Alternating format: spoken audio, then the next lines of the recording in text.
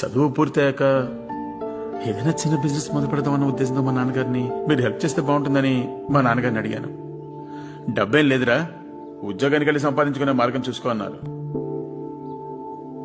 వేరే దారి లేక ఉద్యోగానికి వెళ్ళడం ఇష్టం లేకపోయినా ప్రతి నెల కొంత డబ్బు దాచుకొని ఆ దాచిన డబ్బుతో ఏదైనా బిజినెస్ మొదలెడదామని చూస్తుంటే, ఏంటి ఉద్యోగం వదిలేసి బిజినెస్ మొదలు పెడతావా? బిజినెస్ పెడితే ఎవడొస్తాడు రా పిల్లనివ్వడానికి? నువ్వు బుద్ధిగా ఉద్యోగం చేసుకోప్పుడే నీకు మంచి పిల్ల దొరుకుతుందన్నారు. ఆయన అన్నట్టే అయిపోయింది.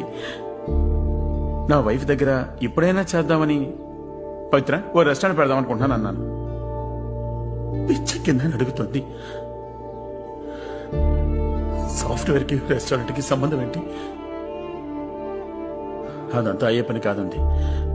నేనెప్పుడు బిజినెస్ టాపిక్ మొదలు పెట్టినా సరే ఇంట్లో వాళ్ళందరూ ఒకటై, వీడి చేతిలో డబ్బునందుకే కదా బిజినెస్ బిజినెస్ అని అంటున్నాడు, నువ్వు ఇమీడియట్ గా ఓ ఇల్లు కొను, అప్పుడే నలుగురు మనల్ని గౌరవిస్తారని చెప్పి నా దగ్గరున్న డబ్బు మొత్తం పెట్టి ఇన్షియల్ పేమెంట్ కట్టించి ఒక ఇల్లు కొనిపించారు.